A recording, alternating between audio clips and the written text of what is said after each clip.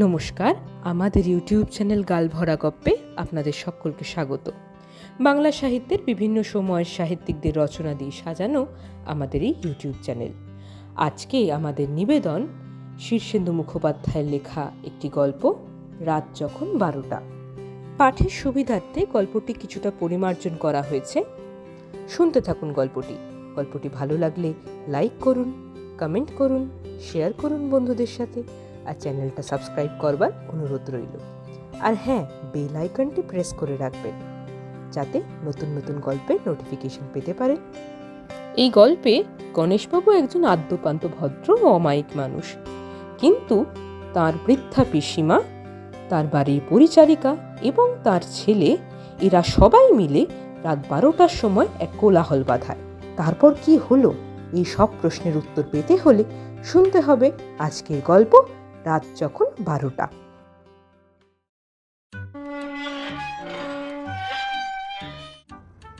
ও গণেশা, এলি? হ্যাঁ গো পিসি, এই এলাম। বাবা, সারাদিন এই ব্যবসার কাজ সামলে উঠতে উঠতে এত রাত হয়ে যায়। বাড়ি ফিরেও তো হরেক কাজ বাকি থাকে, সব সেরে শুতে শুতে সেই রাত 12টা বেজেই যাবে। এখন আবার ব্যায়াম সারতে হবে, আর রাত ছাড়া তো সময় নেই। সারাদিন তো শরীরের দিকে নজর দেওয়ার সুযোগই হয় না। আহা, এ বেচারাও তো খিদেতে একেবারে শুকিয়ে গেছে। বাদর বলে কি মানুষ নস রে। দাঁড়া, তোকে কলাটা দিয়ে যাই।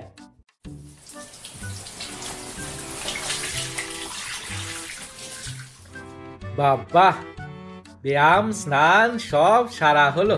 ও গণেশা, খেলি? হ্যাঁ গো পিসি, এই দুধটুকু রেখে দিই বেড়ালটার জন্যে, আর ভাতগুলো রাস্তায় দিয়ে আসি। কুকুরগুলো খেয়ে বাঁচুক। আহা, ওদের কথা তো কেউ ভাবে না। ও গণেশা, তবে এবার ঘুমো। হ্যাঁ গো, এবার ঘুমোতে যাই। রাত তো আর কম হলো না। আরে ও গণেশা, এসিস? ও হ্যাঁ গো, সেই কখন এসেছি। ও গণেশা, খেয়েছিস তো? আরে খেলাম তো, নিজে তো সেই মাঝরাত থেকে ঘুমো, তাই এখন আর চোখে ঘুম নেই। তবে এবার ঘুমো।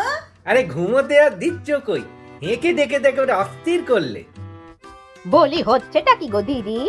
এক কথা কবার জিজ্ঞাসা করতে হয়? বাবু এসেছে, খেয়েছে, ঘুমিয়েছে। বয়স 4-20 পেরিয়ে তোমার তো ভীমরতি ধরেছে গা। এবার তুমি ঘুমো তো। ঘুম কি আর আসে রে বাচ্চা?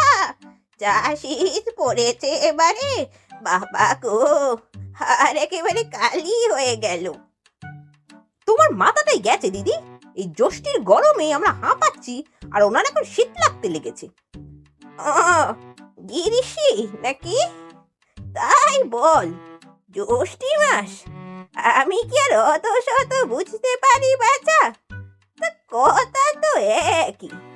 গিরিশিতেও কষ্ট, শীতেও কষ্ট। তা যা হোক তো একটা দে, হইলে নয় হাত পাকা। কিসের যে কষ্ট তাও তো বুঝতে পারি না। তা সেবার বট ঠাকুর গ্রীষ্মকালে যা একখানা কাঁঠাল এনেছিল না ষষ্ঠী তলা থেকে। ঘুমে তো দপা রপা করলে। তা আমিও তাহলে বিহানবেলার কাজ মাঝরাত্রি সেরে রাখি, কি বলো? এই বেলায় ঝাঁটপাট দিয়ে ফেলি।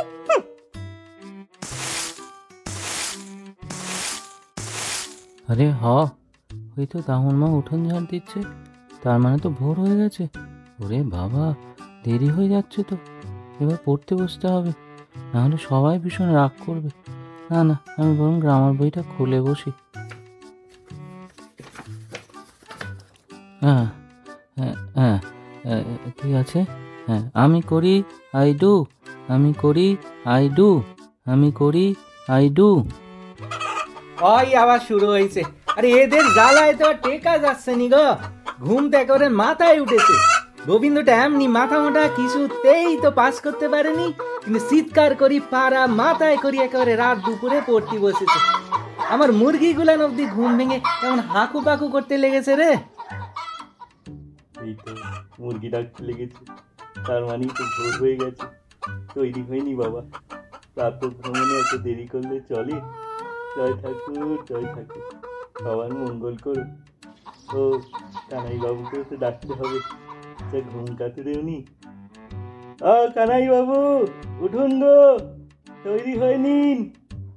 আরে কত বেলা হয়ে গেল, বেলা হলেই তো রাস্তায় লোকের ভিড় বাড়বে। এই বেলা ফাঁকায় ফাঁকায় প্রাত ভ্রমণটা সেরে নি, চলুন।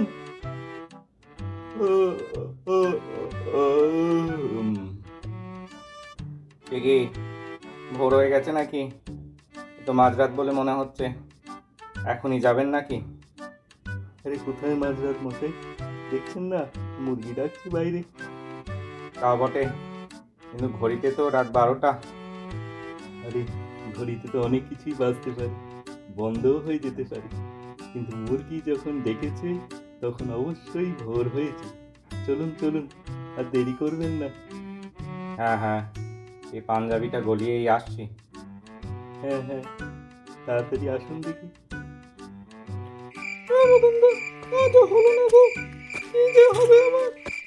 ওই তাই তো দেখছি, আজও পারলি না।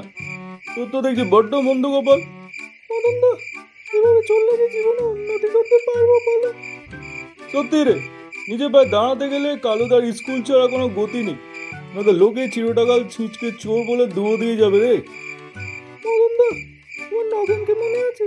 আরে সেই দেখো, আমাদের সাথে যে লাইনে নেমেছিল, গেল চোর কালুদা সেই স্কুল থেকে সেই যে পাস দিল, এখন পকেট মারিতে যা হাত করেছে না, পুরো হিল্লি দিল্লি কাঁপিয়ে দিচ্ছে। আরে আমরা তো এই নিয়ে মাত্র 2 বছর ধরে চেষ্টা করছি, কত লোক কত বছর ধরে কালুর স্কুলে ঢোকবার চেষ্টা করছি জানিস। কিন্তু কালু ওস্তাদ এবারে আমাদের বড় কঠিন কাজ দিয়েছে গো দাদা।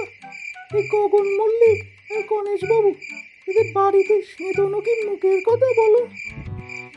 সত্যি রে, তা আমার কপাল ভালো, বাগিস গগন মল্লিকের 100 বছরের ঠাকমা টুক করে সঙ্গে গেল, তাই তো ওই ডামাডোলের মধ্যে ওই হারকিপ্টের বাড়িতে দাও মারতে পারলুম।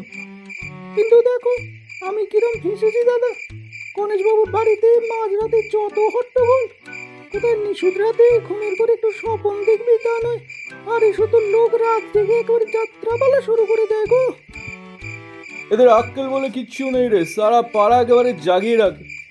মদনদা, তুমি এবার কালুর স্কুলে ভর্তি হয়ে যাও, আমার তো আর হলো না।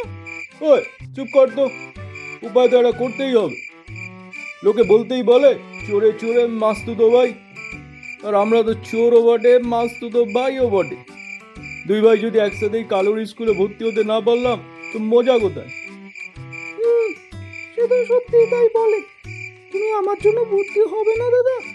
আরে অত ভাবিস নি, আমি আজ রাত্রে তোর সঙ্গে থাকবো।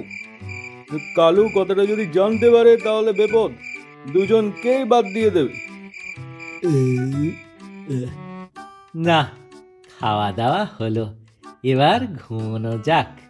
বলি ও গনসা, এসেছিস? এসেছি গো এসেছি, খাবি না? খেয়েছি, ও, এবার তবে ঘুমো। ঘুমোচ্ছি তো। বলি ও গনসা, এসেছিস? ওই যে আবার শুরু হয়ে গেছে। মোলো যা, কি আপদের জীবন হয়েছে গো। ও দিদি, তোমার জ্বালায় কি রাতে দুদণ্ড ঘুমোতেও পারবো না? পারলে অজয় অপদ বুড়িতে ঝেঁটিয়ে ভিজে করতাম।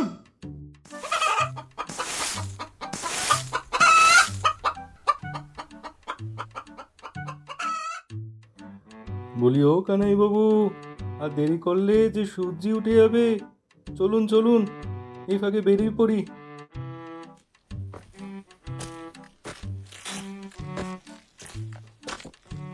না, এ তো মহা জ্বালা হলো দেখছি। এই গণেশবাবুর পিসি চাকুরি বয়স পেরিয়ে কাণ্ডজ্ঞান দেখছি সব লোক পেয়েছে, রাত বিরেতে বক বক করে করে মাথাখানা খেয়ে নিল। আর ওই যে দেখছি কেমন মা, শুধু আরে খুঁজবো, মাঝরাতেই ওর উঠোন ঝাঁটাতে হবে। গণেশবাবুর ছেলে গোবিন্দটা একটা আস্ত পাঁঠা, মাথায় তো গোবরও নেই, অথচ পালা মাথায় করে পড়তে বসেছে। আর একরামালির মুরগিগুলো দাদা, সে তো আরো বিদ ঘটে, একটু শব্দ হলো কি হলো না, একবারে ককর ক করে ডাকতে লেগে গেল। ভদ্রেশ্বর বাবু আর কানাই বাবুর এই জন্মে বুদ্ধি হবে না বলে মনে হচ্ছে রে। বোকার হদ্দ দুটো। মাঝরাতে কেউ পাতব্য মনে যায়? হ্যাঁ না গো মদনদা, আমার আর কালুর স্কুলে ভর্তি হওয়া হলো না গো। তুমি বরং ভর্তি হয়ে যাও, সুযোগটা হারিও না দাদা। আরে ধৈর্য আর আসনি, একটা ব্যবস্থা ঠিক করবই, গেলে একসাথেই যাও। গণেশ বাবু, ও গণেশ বাবু, বলি ঘুমোলেন নাকি? আগে না, একটু ঘুমোবো ভাবছিলাম আর কি। কিন্তু আপনার কি ঘুমানোটা উচিত হবে গণেশ বাবু? সারা পাড়া জাগিয়ে রেখে আপনার এই ঘুমিয়ে পড়াটা কি ভালো কাজ বলুন? আগে তা অবশ্য ঠিক। আমার পিসি, আমার দাসী, আমার ছেলে, একরামের মুরগি, এমনকি ভদ্রেশ্বর কানাই মিলে রোজ রাতে একটা এমন ভজকট পাকায় বটে, কিন্তু তার জন্যে আমি কি করতে পারি বলুন? তা মশাইদের তো আগে এদিকে কখনো দেখিনি। আপনাদের কোথা থেকে আসা হচ্ছে? যদি অবাধ তো বলি, আমরা দুজনেই চোর। বটে বটে, বাহ বাহ বাহ বাহ। গত 7 দিন ধরে আমার এই ভাই চারু রোজ এসে ঘুরে যাচ্ছে, একদিনও চুরি করতে পারেন না। পারলে কালুর স্কুলে এবারও ওকে নেবে না। ব্যাপারটা একবার ভেবে দেখেছেন? আপনার শুনেছি দয়ার শরীর, কাক কুকুর ভিখিরি কাউকেই ফেরান না। আমার এই ভাইটাকে কি ফেরাবেন বলুন? বটেই তো, আমার বাড়িতে একটু চুরি করবেন, সে তো আমার সৌভাগ্য। দাঁড়ান, এখনই ব্যবস্থা করে দিচ্ছি। আই গোবিন্দ, গোবিন্দ। হ্যাঁ বাবা, বাবা বলো। তোতে একই মাথায় গোবর, 5 বছরের চেষ্টায় ক্লাসে উঠিস, রাতে চিৎকার করে পড়ে পাড়া মাথায় না করলেই নয়। কিন্তু বাবা সকাল হয়ে গেছে যে।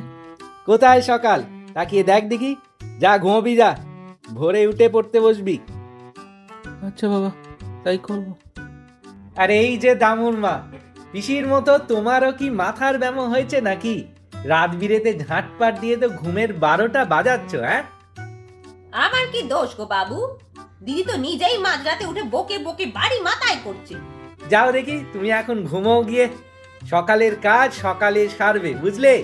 পিসির ব্যাপার আমি বুঝে নিচ্ছি। আচ্ছা তাই যাই।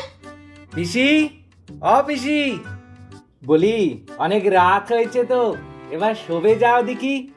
দেখেছো বাইরে কত অন্ধকার? যাও পিসি, ঘরে গিয়ে শুয়ে পড়ো দেখি, আমি শিকলি তুলে দিচ্ছি। যাক বাবা, সবাইকে শান্ত করা গেল। চোর ভাইরা, এবার আপনারা আসুন দেখি।